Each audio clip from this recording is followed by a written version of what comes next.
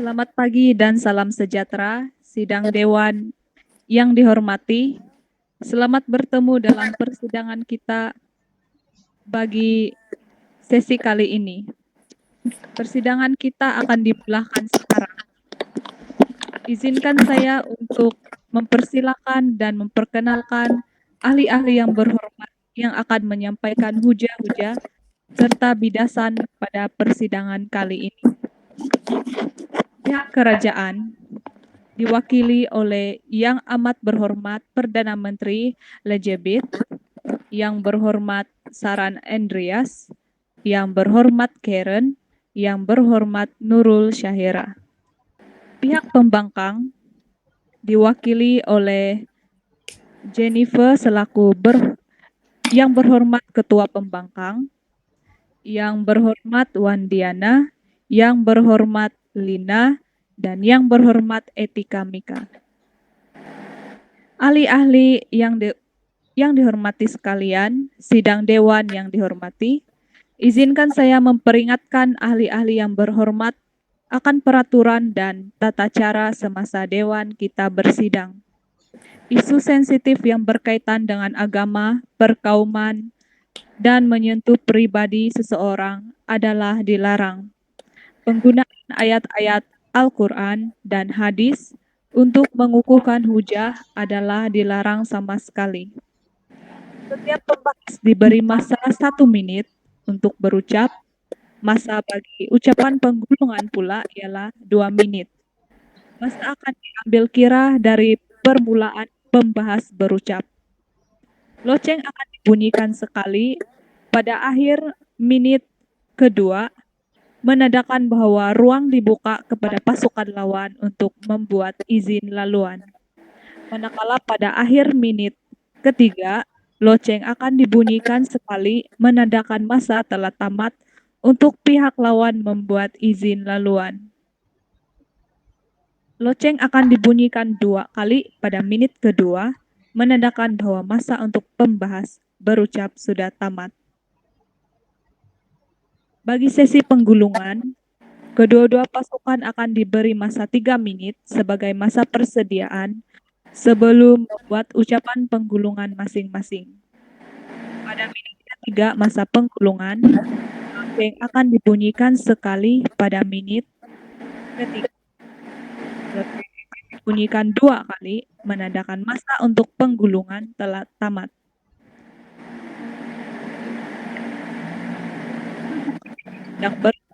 Ahli paslawan boleh memohon izin laluan dalam bentuk persoalan, kenyataan, penjelasan,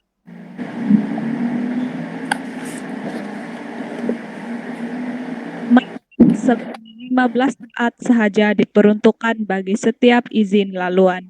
Izin laluan harus padat dan bernas.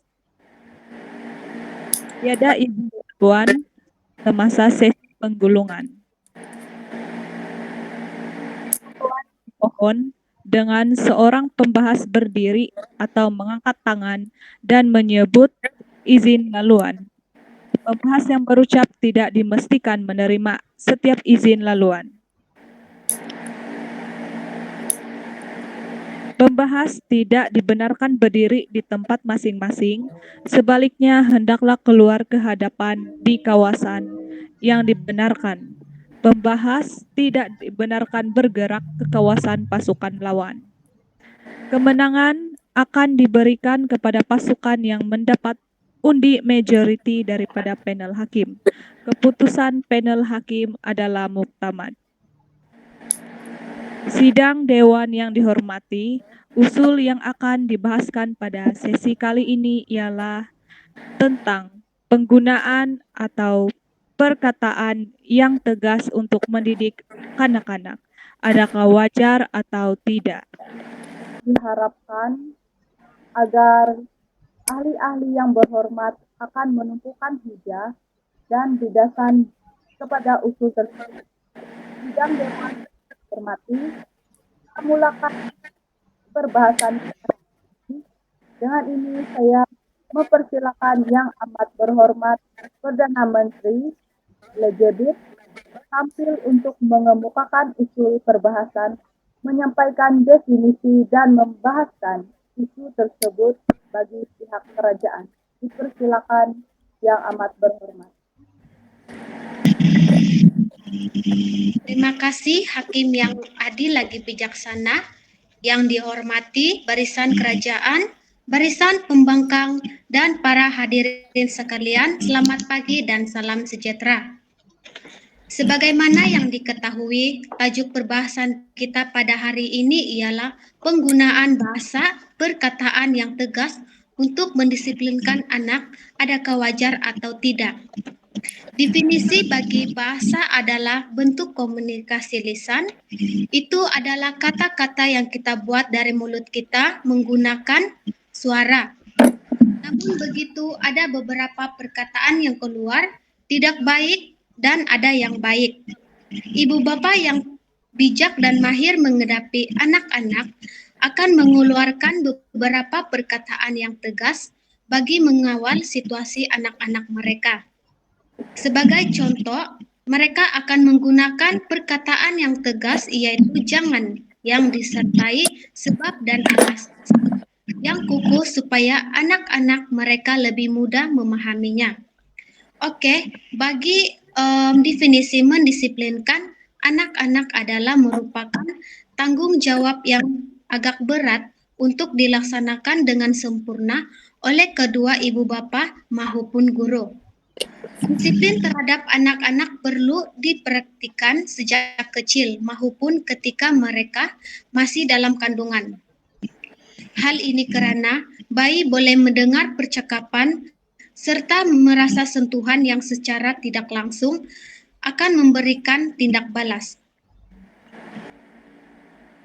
Bagi pihak Dewan, saya mengucapkan terima kasih kepada yang amat berhormat Perdana Menteri atas hujah yang dikemukakan. Seterusnya, dipersilakan pula yang berhormat Jennifer selaku Ketua Pembangkang untuk menyampaikan hujah serta membahaskan isu tadi bagi pihak pembangkang. Dipersilakan. Terima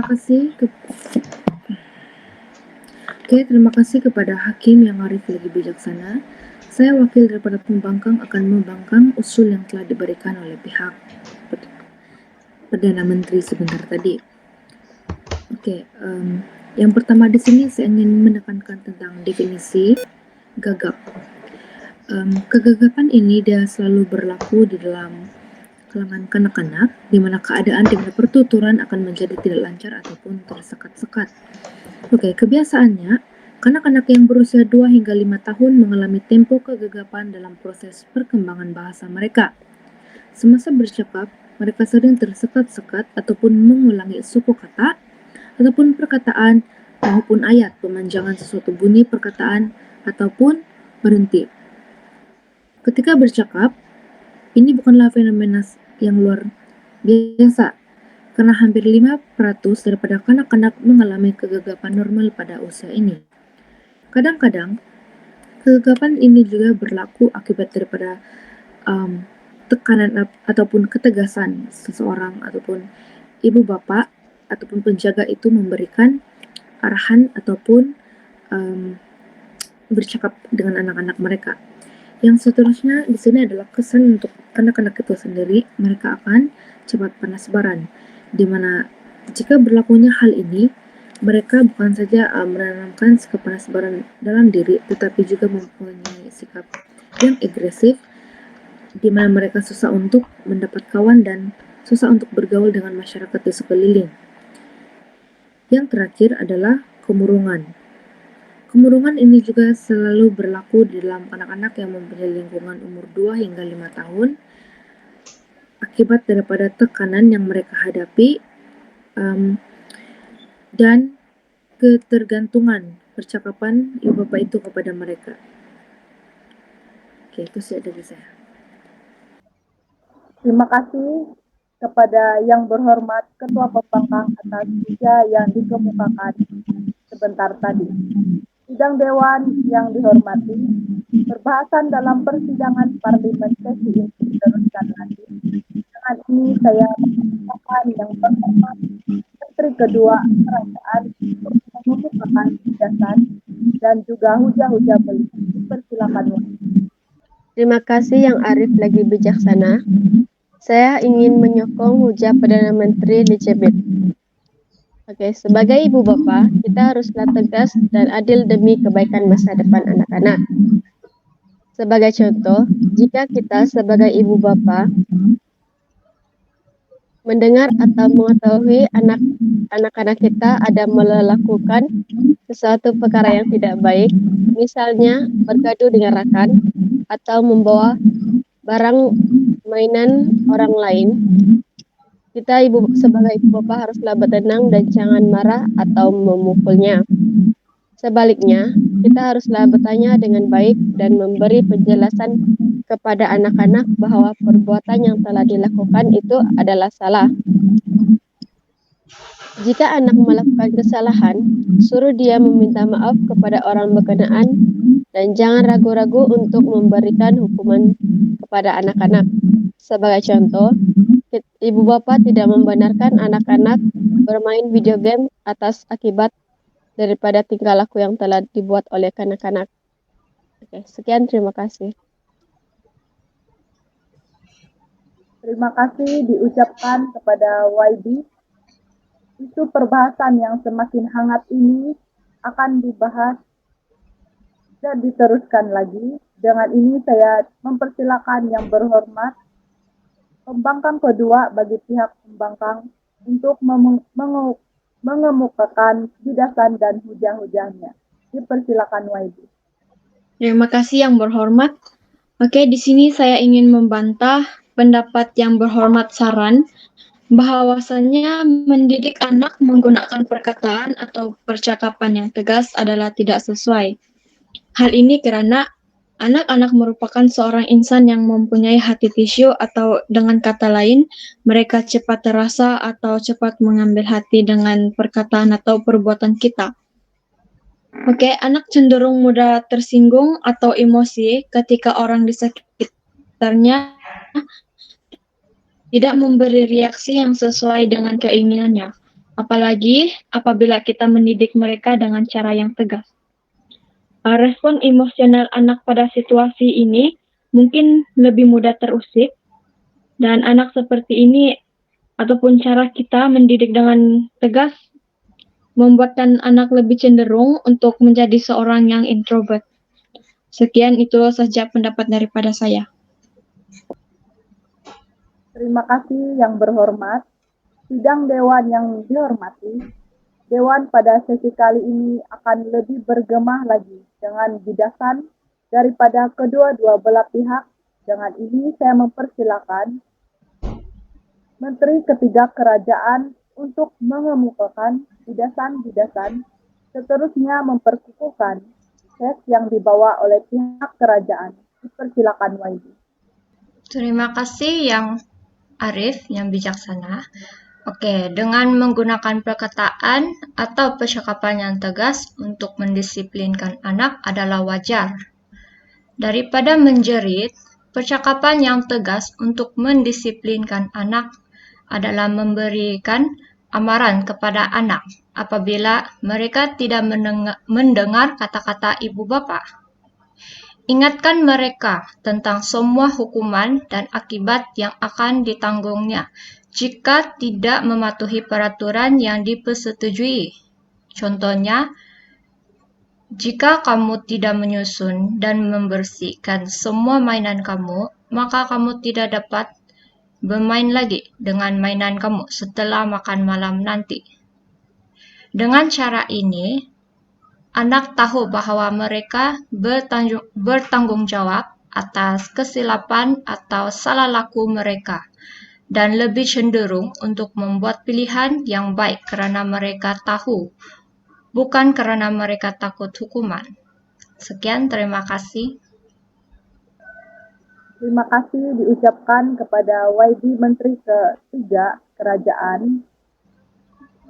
Perbahasan diteruskan lagi dengan memperkenalkan yang berhormat pembangkang ketiga bagi pihak pembangkang tampil untuk mengemukakan bidasan-bidasan, dan seterusnya memperkukuhkan kes yang dibawa oleh pihak pembangkang. Dipersilakan YB. Terima kasih yang Arif lagi bijaksana. Saya kurang bersetuju penggunaan perkataan atau percakapan yang tegas untuk mendisiplinkan anak. Ibu bapak dan guru haruslah mengurangkan penggunaan ayat tegas dan arahan sebagai contoh jangan. Seperti yang diusulkan oleh Menteri Kerajaan sebentar tadi, karena anak-anak akan semakin ingin mencoba hal tersebut. Ibu bapak dan guru boleh menggunakan perkataan yang lembut untuk menegur anak. Sebagai contoh, memberitahu kesan daripada perlakuan mereka tersebut tanpa memberi arahan dan atau amaran, yaitu jangan.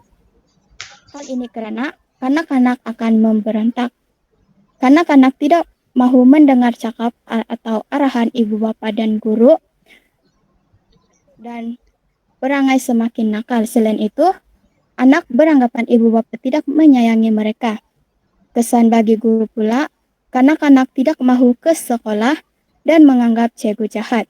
Sebagai ibu bapa dan guru, kita mestilah mendisiplinkan anak dengan lembut, apatah lagi di awal usia kanak-kanak.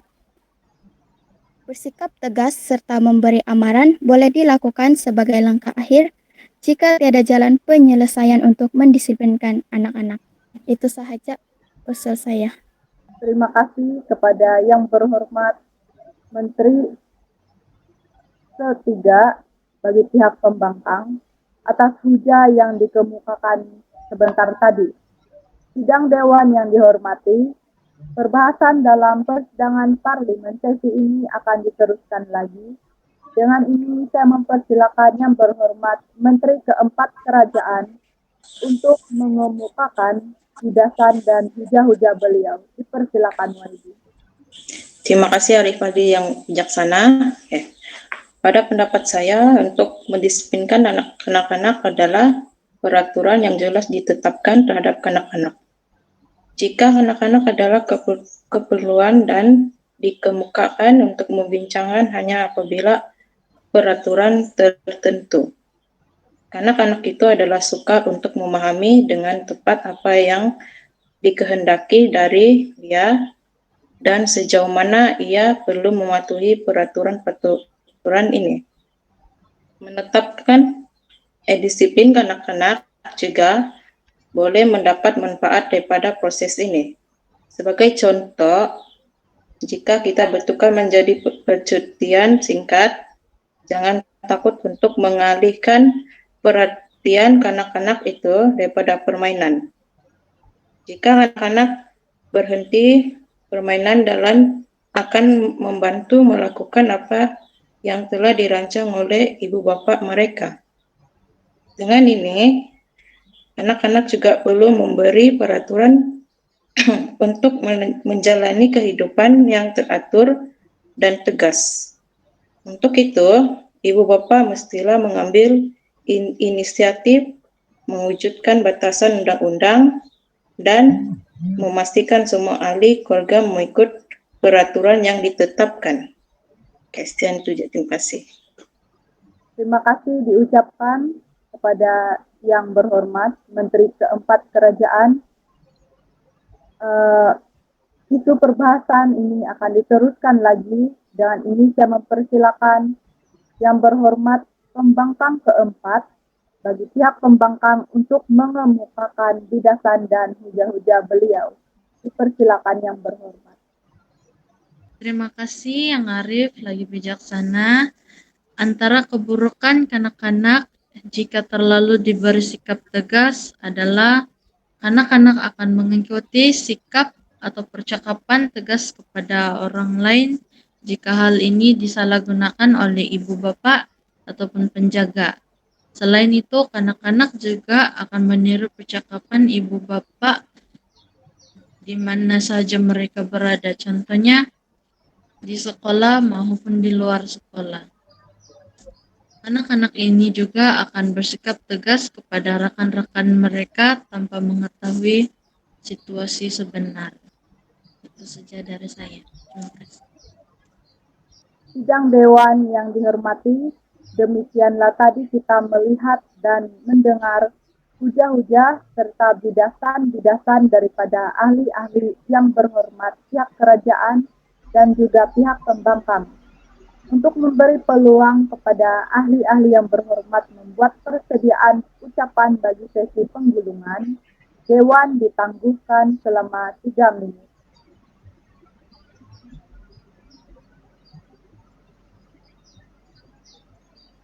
Sidang Dewan yang dihormati, cukup tempo 3 menit masa perbincangan diperuntukkan kepada ahli-ahli yang berhormat.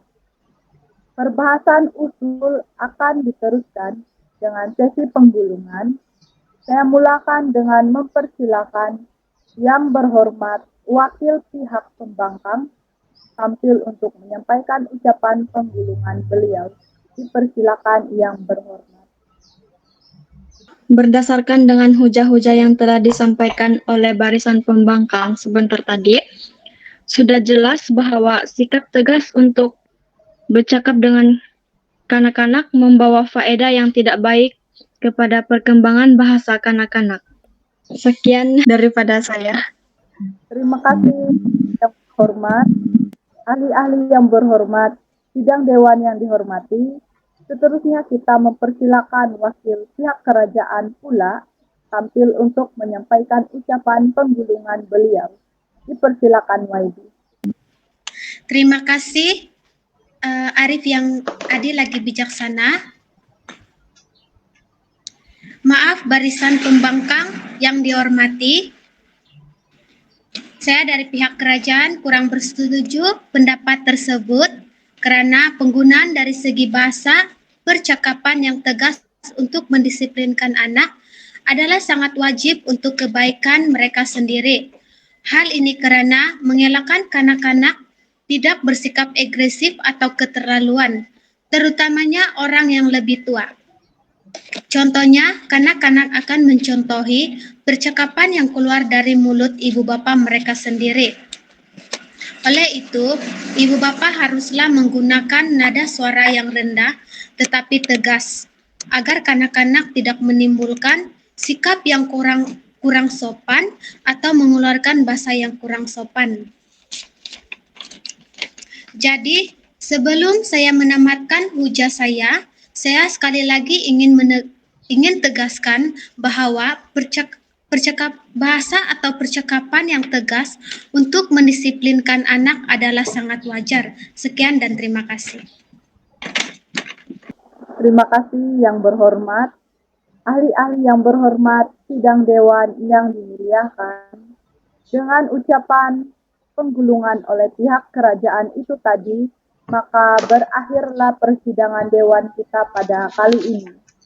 Hingga bertemu semula pada sidang dewan yang akan datang. Dengan ini saya mengucapkan terima kasih dan syabas kepada ahli-ahli yang berhormat serta seluruh sidang dewan yang telah bersama-sama menjaga keharmonian dewan ini. Saya selaku yang arif tuan yang dipertua dewan dengan ini menangguhkan persidangan dewan pada kali ini.